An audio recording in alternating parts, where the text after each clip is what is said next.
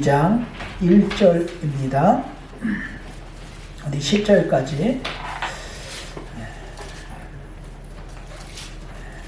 우리 교독하겠습니다.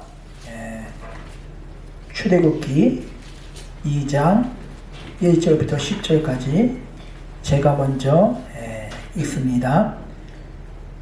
네 가족 중 한 사람이 가서 네 여자에게 장가 들어 그 여자가 임신하여 아들을 낳으니 그가 잘생긴 것을 보고 석 달 동안 그를 숨겼으나 더 숨길 수 없게 되매 그를 위하여 갈대 상자를 가져다가 역청과 나무 진을 칠하고 아기를 거기 담아 나일 강과 갈대 사이에 두고 그의 누이가 어떻게 되는지를 알려고 멀리 섰더니 바로의 딸이 목욕하여 나일 강으로 내려오고 시녀들은 나일 강가를 거닐 때에 그가 갈대 사이에 상자를 보고 시녀를 보내어 가져다가 열고 그 아기를 보니 아기가 우는지라 그가 그를 불쌍히 여겨 이르되 이는 히브리 사람의 아기로다.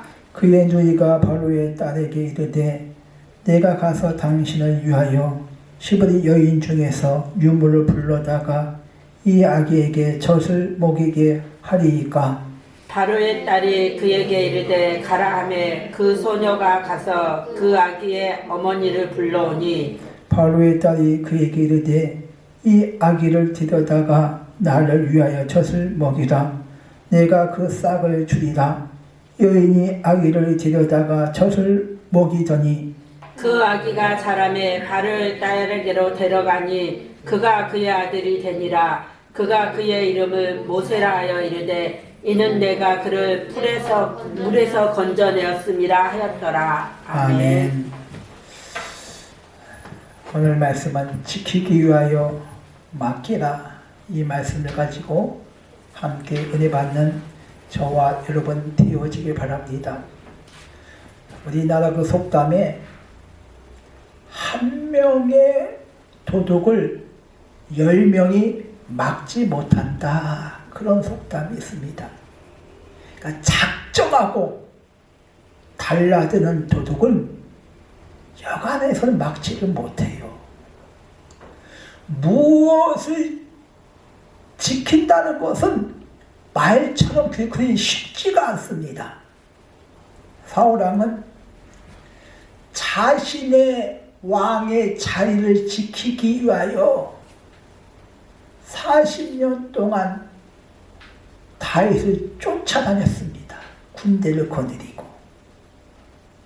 그 40년 동안 왕노릇 제대로 하지 못하고 다윗을 죽이려는 데만 온갖 힘과 노력과 에너지를 다 쏟아붓습니다. 왕노릇도 제대로 하지도 못하고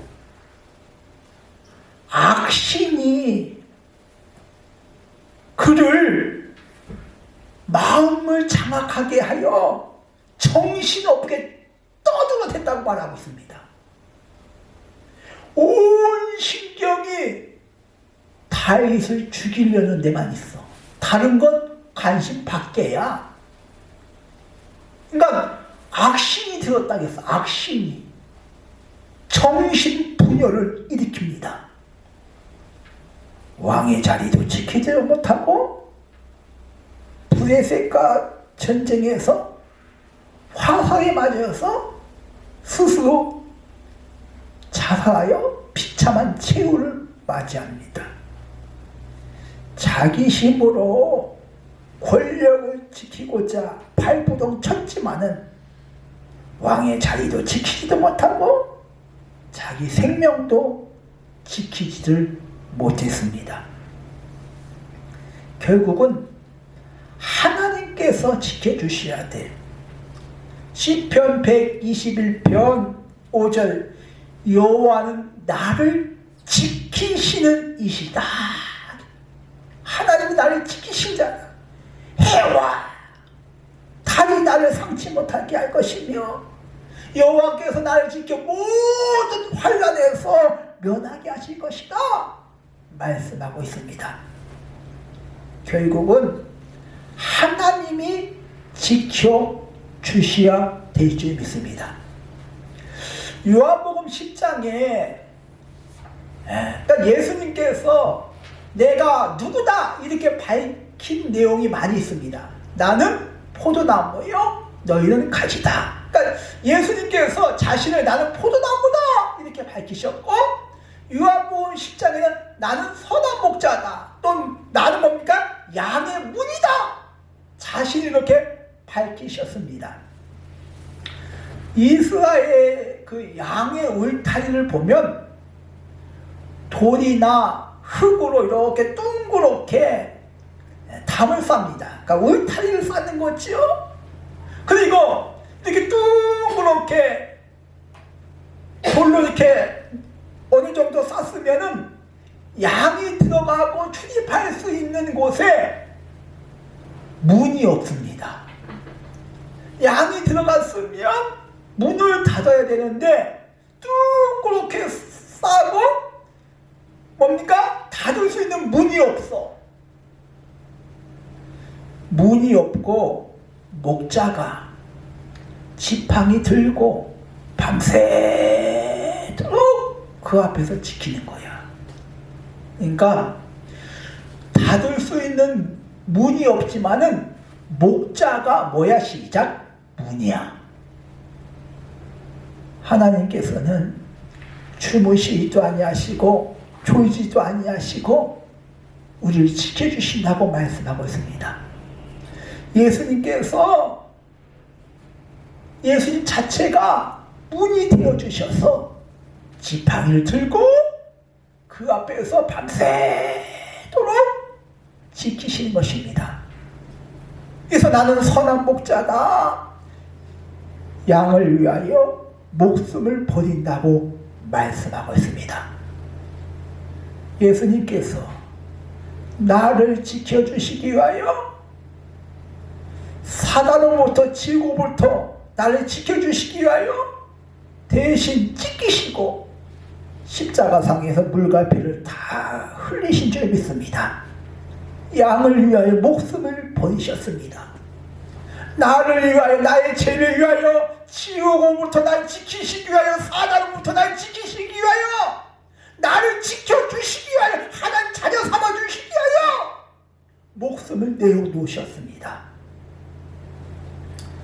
오늘 말씀은 출애굽기입니다. 출애굽기 이 말씀은 1장 5절에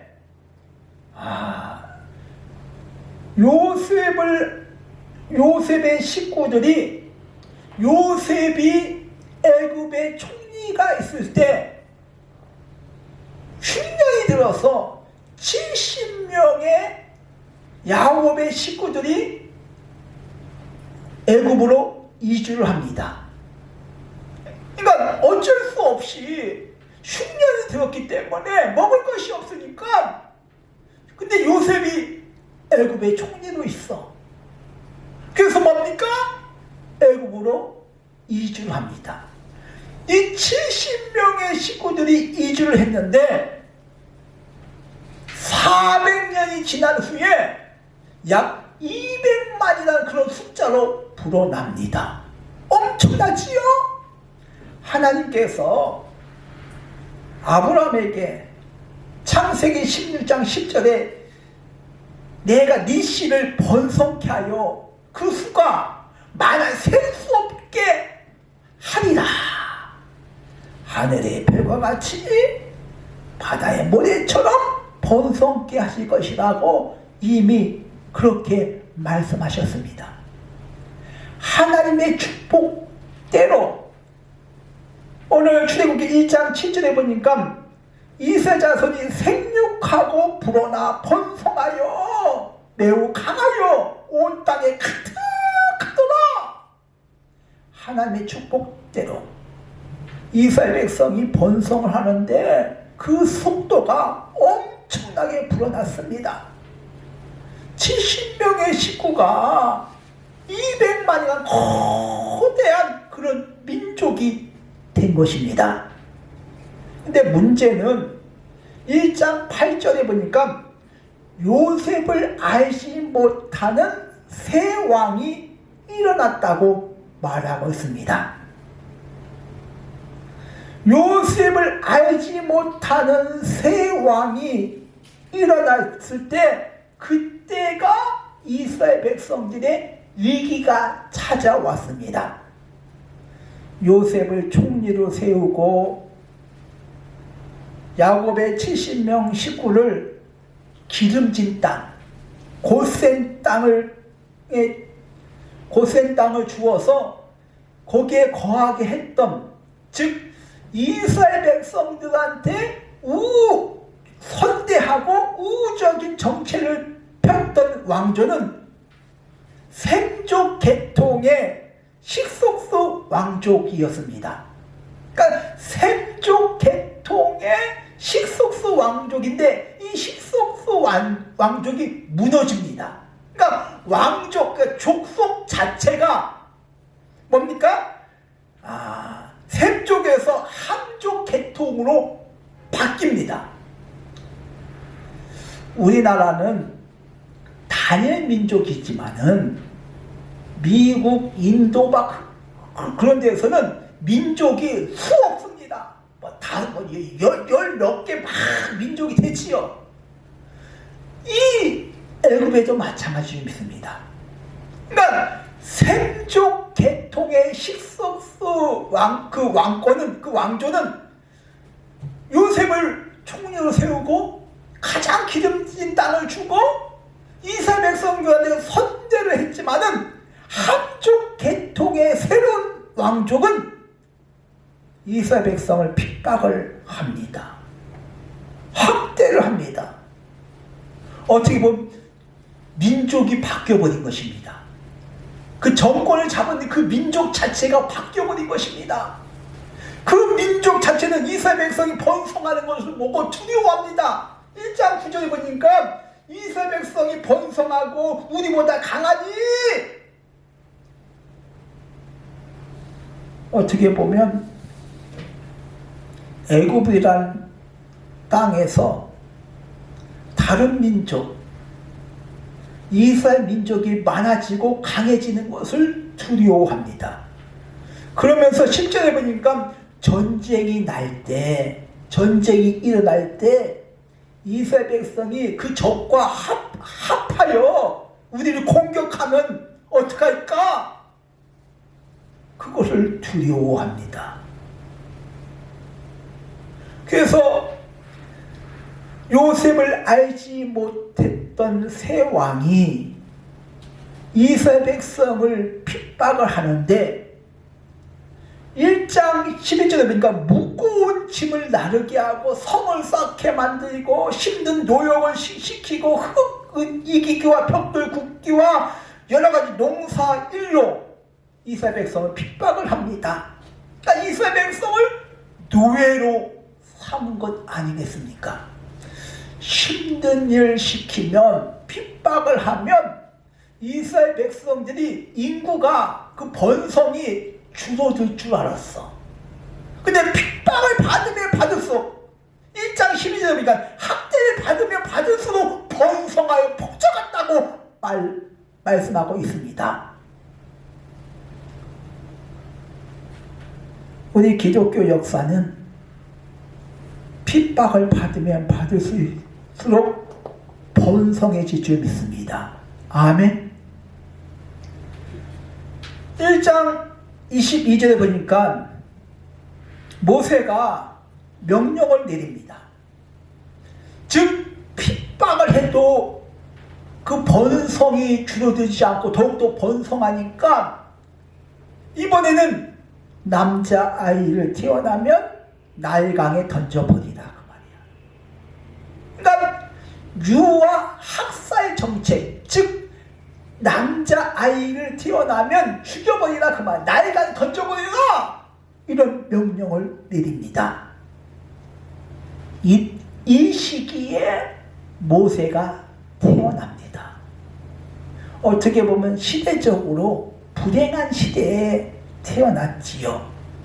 오늘 2장 1절에 보니까 네 가족 중 한 사람이 네 여자를 만나서 장가를 씁니다. 2절에 보니까 장가들로서 애기를 낳지요. 근데 너무나도 잘생겼어. 아름다웠어. 자기 자식,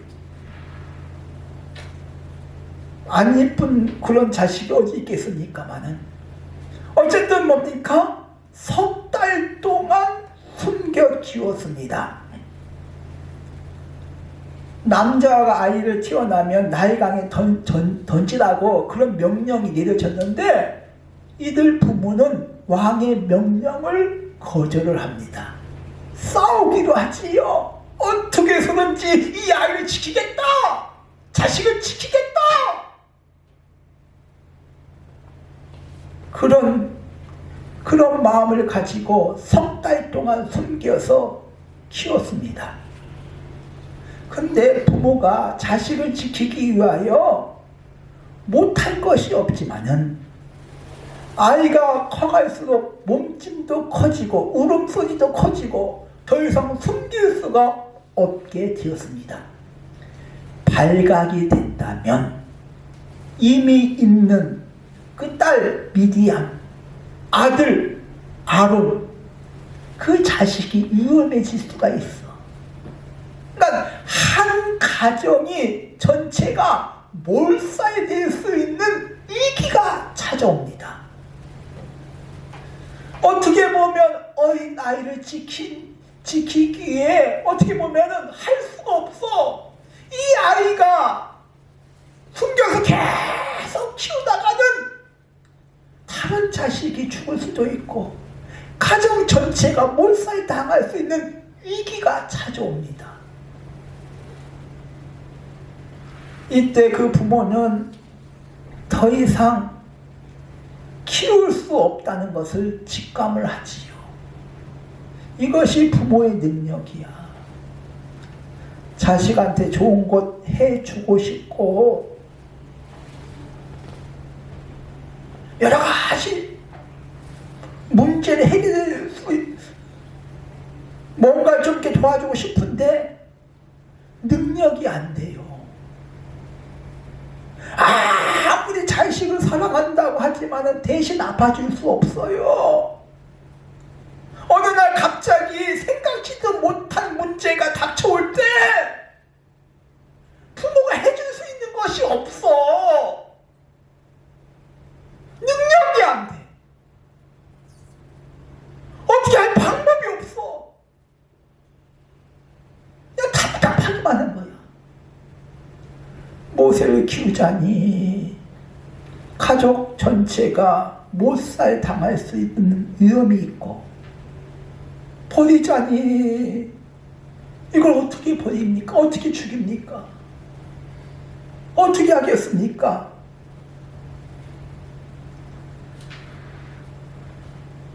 요게벳은 더 이상 숨어서 키울 수 없다는 것을 깨닫지요. 부모는 자식한테 해줄 수 있는 것이 한정됐다는 것을 먼저 인정을 해야 됩니다. 나는 한계가 있다. 그래서 기도해라 그 말이야. 내가 못 해주는 것 하나님 해주시기를.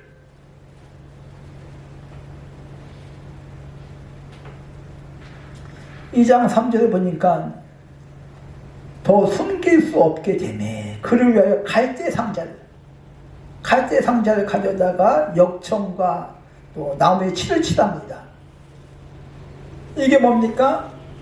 물이 스며들지 않도록, 그러니까 조그만 갈대 상자에다가 물이 스며들지 않도록 이렇게 칠을 하지요. 이따가 뭡니까? 갈대 상자에 그 아기를 담아서 나일강에 띄우는 것 아니겠습니까? 이때 부모의 마음은 어떻겠습니까? 가슴이 찢어지지 않겠습니까? 석 달 동안 키웠다는 것은 이미 아기가 엄마의 얼굴도 알고 어느 정도 뭡니까? 정이 들었다는 것 아니겠습니까? 몰래 키웠으니까 더 하지 않겠습니까? 늘 안고 키웠으니 울지 않도록, 울음소리가 새에 나가지 않도록 늘 품 안에서 키우지 않겠습니까? 이미 어린 아기도 부모의 얼굴을 좀 알아보지 않겠습니까? 거의 100일인데 그 아이를 갈대상자에다가 칠을 하고 담아서 띄울 때 통곡하지 않겠습니까? 부모의 연약함 해줄 수도 없어. 어떻게 할 수도 없어.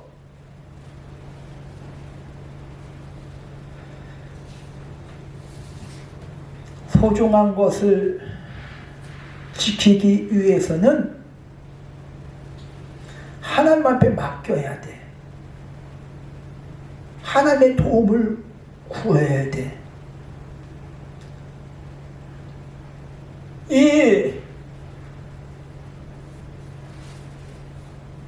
모세의 부모는 지금까지 해준 것은 석 달 동안 숨겨서 키운 거하고 갈대 상자를 가져다가 칠을 해서 아기를 죽일 수 없으니까 물에 던질 수 없으니까 띄우는 것밖에 더 이상 할 수 있는 일이 없어. 더 이상 해줄 수 있는 것이 없어. 이게 부모의 한계입니다. 소중한 것을 지키기 위해서는 맡겨야 돼. 시편 37편 5절 네 길을 여호와께 맡기라. 시편 55편 22절 네 짐을 여호와께 맡기라. 맡겨야 돼. 맡기면 더 이상 내 짐이 아니야. 그 다음부터는 하나님이 하시는 거야. 가장 확실하고 안전한 방법은 하나님 앞에 맡기는 거야. 오늘 말씀에 보면 참 기가 막히지요. 갈대 상자에다 아기를 담아서 나일강에 나일강에 그 갈대가 이렇게 났으니까 그때 사이에 두고 이렇게 띄웠어. 근데 해필이면 그때 바로 왕의 딸이 외동딸이 목욕하러 옵니다.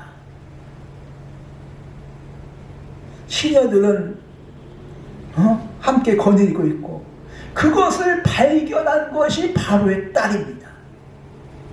그 갈대 상자를 발견한 것이 바로의 딸입니다. 그 시녀를 시켜서 가져오라고 하지요.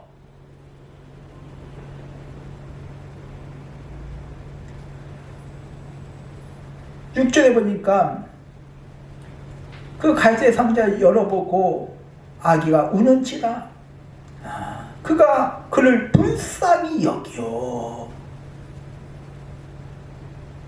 그 바로의 딸이 그 아이를 보고 불쌍히 여기는 그 마음이, 그러니까 하나님께서는 마음을 움직일 수 있는 그런 힘이 있습니다. 하나님께서 마음을 움직여야 될 줄 믿습니다.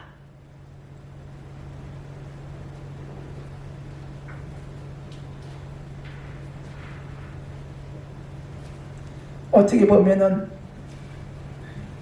부모가 갈대 상자에다 놓고 그 아이를 나일강에 띄울 때 참 위태롭게 보이지요. 그러나 위태롭게 보였지만은 하나님께서 하신 줄 믿습니다. 그 이외의 것은 전부 다 하나님께 하신 것 아니겠습니까?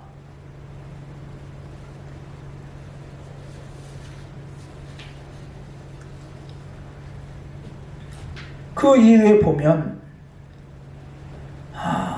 어떻게 모세의 누나지요? 잽싸게 가서 그 바로의 딸한테 가서 당신을 위하여 유물을 뭡니까? 불러오니까 하면서 자기 엄마를 데리고 오지. 이때 그 바로의 딸이 그 유모한테 쌀을 주죠. 돈을 주면서. 근데 이 바로의 딸이 몰랐을까요? 그 시부리 여인, 그 유모가 친엄마라는 것을 몰랐을까요? 쭉 읽어보면 뻔한 거야. 알아. 이게 하나님의 뜻 아니겠습니까? 하나님께서 인도하신 것 아니겠습니까? 시부리 여인이라고, 시부인의 아이가 아니라고 딱 볼 때 그렇게 말을 했는데,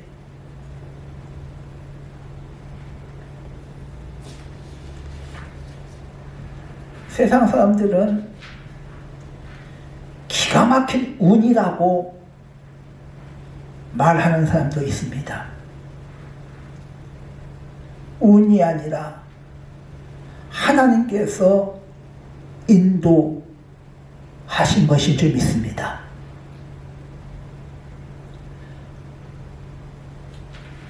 나에게 있는 문제가 무엇입니까? 내가 지키고 싶은 것이 무엇입니까? 건강을 지키기 위하여 좋은 것, 온갖 좋은 영양제 다 먹습니다. 자녀를 지키기 위하여 온갖 노력을 다 합니다. 그게 됩니까? 그게 되어집니까? 어느 날 갑자기 생각지도 못했던 그런 문제가 찾아옵니다. 사람이 할 수 있는 것은 한정되어 있어.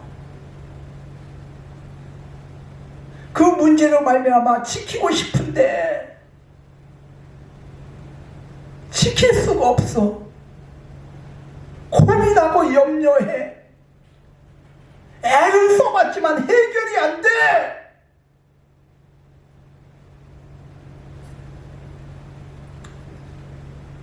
하나님 앞에 맡기시길 바랍니다.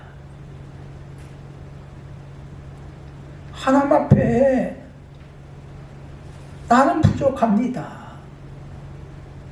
나는 연약합니다.